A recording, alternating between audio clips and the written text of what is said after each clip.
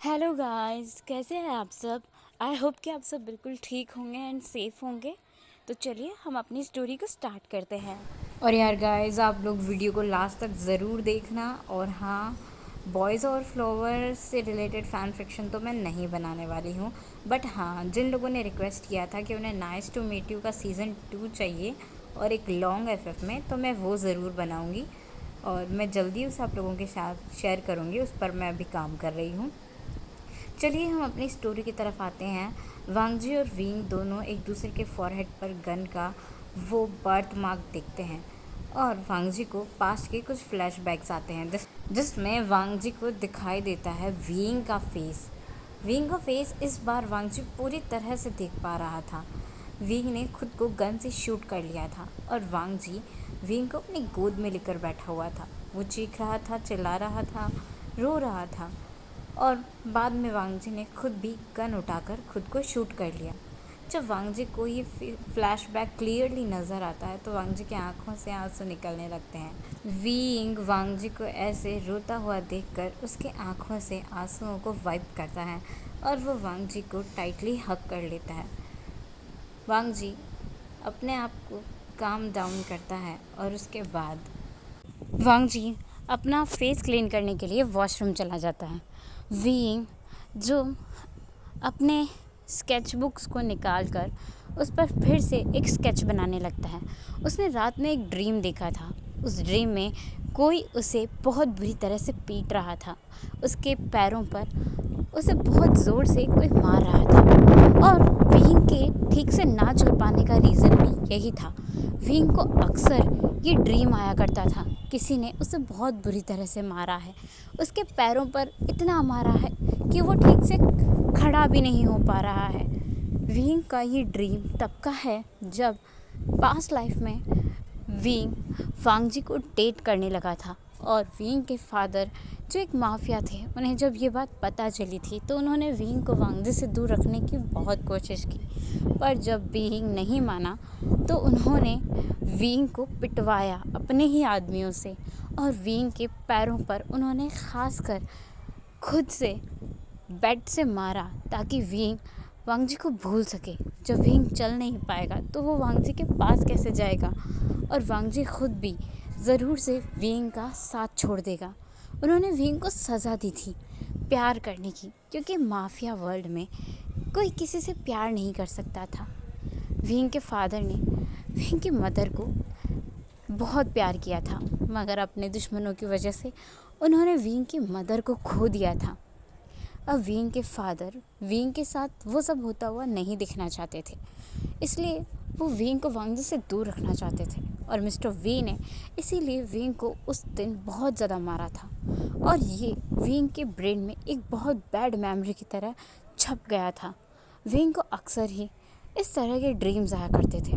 साथ में उसके ड्रीम में एक मेंशन, एक हॉस्पिटल और एक कॉलेज भी आता रहता था जिसके स्केचेस वीइंग ने बना कर रखे हुए थे।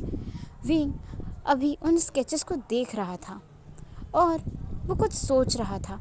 तभी वांगजी वॉशरूम से बाहर निकलता है और वो वीइंग को देखने लगता है। वीइंग काफ़ी सारे स्केच बुक्स को खोल कर बैठा हुआ था और किसी गहरी सोच में डूबा हुआ था। वांगजी वीइंग के पास आता है और उसकी स्केच बुक को देखने लगता है। काफ़ी सारी स्केच बुक वीइंग ने बेड पर फैला कर रखी हुई थी।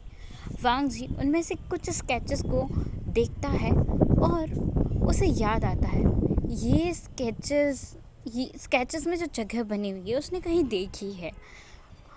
वांगजी उनमें से एक स्केच को उठाकर देखने लगता है जिसमें एक पार्क का स्केच बनाया हुआ था और उस पार्क में दो लड़के दो साइड वाले बेंचेस पर बैठे हुए थे। वांगजी को ये विज़न बहुत बार अपने ड्रीम्स में आया था। फिर वांगजी एक और स्केच उठाता है जिसमें एक हॉस्पिटल बना हुआ था। वांगजी को उस हॉस्पिटल का विज़न भी अक्सर अपने ड्रीम्स में आया करता था। वांगजी उसके बाद एक और स्केच उठाता है जिसमें दो लड़के, जिनमें से एक के हाथ में गन थी, वो खुद को शूट करने के लिए खड़ा हुआ था और दूसरा अपने नीज़ पर बैठकर रो रहा था। विंग ने सभी स्केचेस को बहुत ज़्यादा ही अच्छे से ड्रॉ किया था। विंग जिसका ध्यान अभी तक अपने स्केचेस पे था, जब उसे फील होता है उसके पास कोई खड़ा है तो वो देखता है वांगजी खड़ा है और उसके हाथ में विंग के बनाए हुए कुछ स्केचेस हैं। विंग वांगजी से कहता है, अरे तुम कब बाहर आए? ओ ये स्केचेस मुझे दे दो, ये तो मेरे इमेजिनेशंस हैं जिन्हें मैं स्केच करता रहता हूँ। विंग वांगजी को कुछ बताना नहीं चाहता था, बट वांगजी इस वक्त उसके दिमाग में बहुत सारी बातें चल रही थी, बहुत सारे सवाल थे जिनका जवाब वो जानना चाहता था। वांगजी विंग से कहता है, ये स्केचेस तुमने कैसे बनाए? विंग कहता है कि बस मेरे पास एक इंस्पिरेशन थी, मैंने उन्हीं से बनाए। विंग वांगजी को यहाँ पर नहीं बताता कि उसे ये सब चीज़ें, ये सब विजन्स अपने ड्रीम्स में दिखाई देते हैं। यहाँ पर वांगजी भी विंग को ज़्यादा फोर्स नहीं करता और वांगजी विंग से कहता है, अब चलो, मुझे तुम्हें इस वक्त थोड़ी सी एक्सरसाइज करवानी है और आज से तुम्हारी एक्सरसाइज चेंज होने वाली है, क्योंकि अब तुम चल तो पाते हो बट तुम्हारे अभी पैरों की हड्डियाँ मजबूत नहीं हैं, और यह मजबूत बनाने के लिए अब तुम्हारे साथ में काफ़ी हार्ड वर्किंग एक्सरसाइज करवाने वाला हूँ तुमसे। तो विंग कहता है, ठीक है मिस्टर लैन वांगजी, मैं तो रेडी हूँ। जिसके बाद विंग और वांगजी दोनों भी फर्श पर मैट बिछाकर बैठ जाते हैं। वांगजी विंग से कहता है, जैसे मैं करूँगा वैसे करना। वांगजी और विंग अब दोनों भी एक्सरसाइज करने लगते हैं। वांगजी विंग को बहुत अलग अलग तरह के एक्सरसाइज करवाता है, जिससे विंग को अपने पैरों में थोड़ा दर्द भी फील होता है। लास्ट में वांगजी विंग को लेकर फर्श पर बैठ जाता है। दोनों आमने सामने एक दूसरे से दूर बैठे हुए थे। वांगजी विंग से उसके पैरों को ओपन करने के लिए कहता है, तो विंग धीरे धीरे अपने लेग्स को ओपन करना स्टार्ट करता है। विंग को नॉर्मली ओपन करने पर पेन नहीं हो रहा था, बट वांगजी विंग से कहता है, और ओपन करो विंग। विंग शाय फील कर रहा था, इसलिए वो अपने पैरों को ज़्यादा ओपन नहीं करता। वांगजी को अब थोड़ा सा गुस्सा आ जाता है, तो वांगजी अपने पैरों को विंग के दोनों पैरों के बीच रखता है और सडनली विंग के पैरों को फुल्ली ओपन कर देता है, जिससे विंग को बहुत पेन होता है। और इस बीच में नीचे जो मैट बिछी हुई थी वो फट गई थी, और उसके फटने के साउंड से वांगजी और विंग दोनों एम्बैरेस हो गए थे। दोनों को लगा कि किसी की पैंट कहीं फट तो नहीं गई।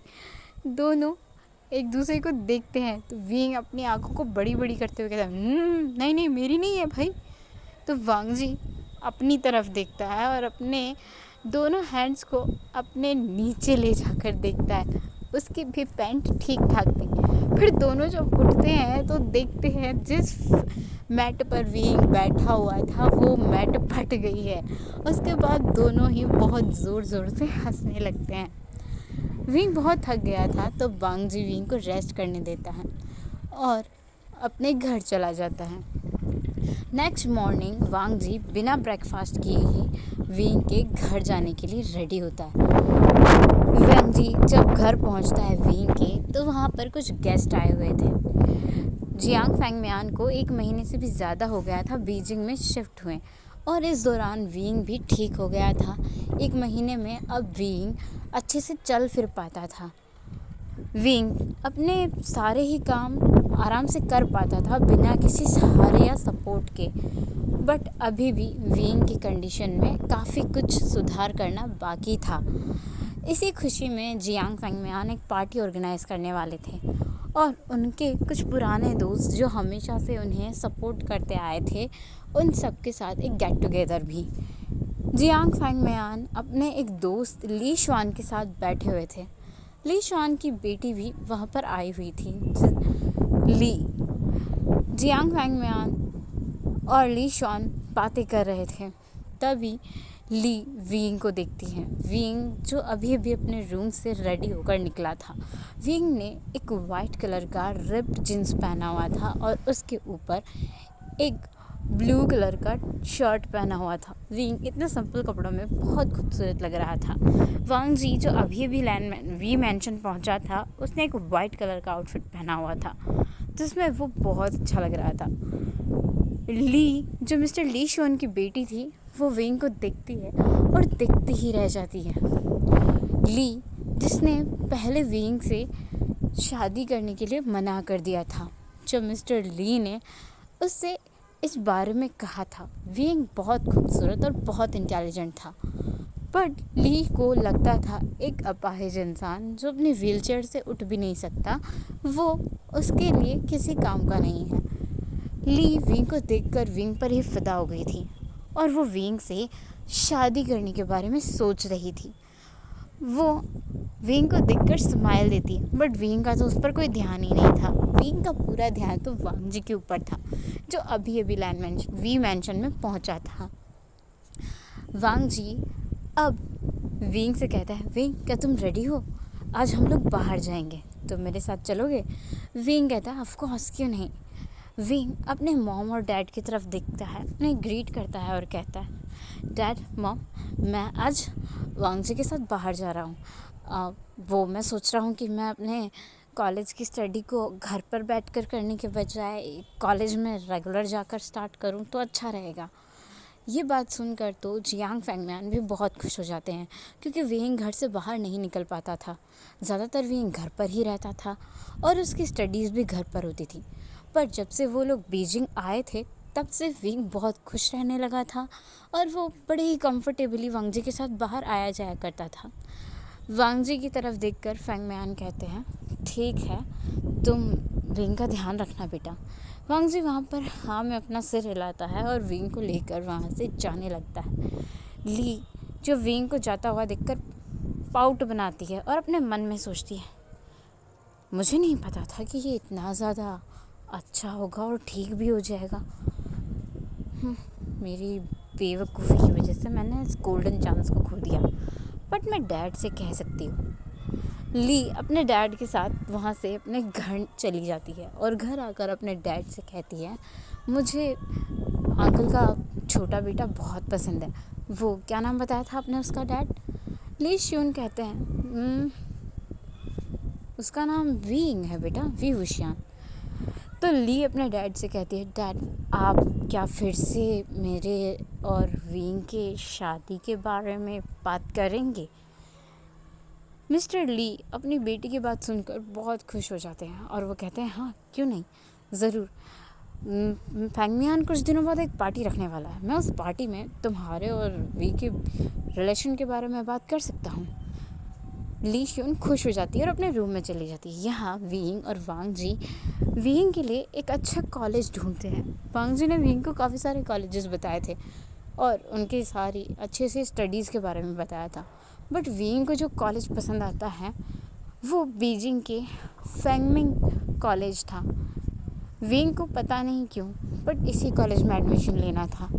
वांग जी तो विंग को बीजिंग के टॉप कॉलेज में एडमिशन दिलाने वाला था, बट विंग ने खुद से ही उस कॉलेज में जाने की ज़िद की थी। विंग का इंटरेस्ट मेडिकल फील्ड की ही तरफ था और वांग जी चाहता भी था कि विंग मेडिकल की स्टडी करे, क्योंकि वांग जी को भी अच्छा लगता था जब विंग मेडिकल के बारे में, मेडिसिन्स के बारे में, अलग अलग रिसर्चेस के बारे में उससे पूछा करता था। इन दिनों विंग का वांग जी की वजह से मेडिकल फील्ड में बहुत ज़्यादा इंटरेस्ट आ गया था और विंग आगे मेडिकल में स्टडी करना चाहता था। सो वांग जी विंग को उसी कॉलेज में ले जाता है जिसमें विंग जाना चाहता था।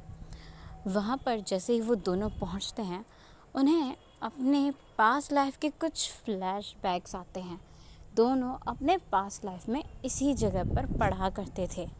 ये एक मेडिकल कॉलेज था जहाँ पर विंग और वांग जी ने अपना स्कूल और कॉलेज दोनों साथ साथ ही कंप्लीट किया था।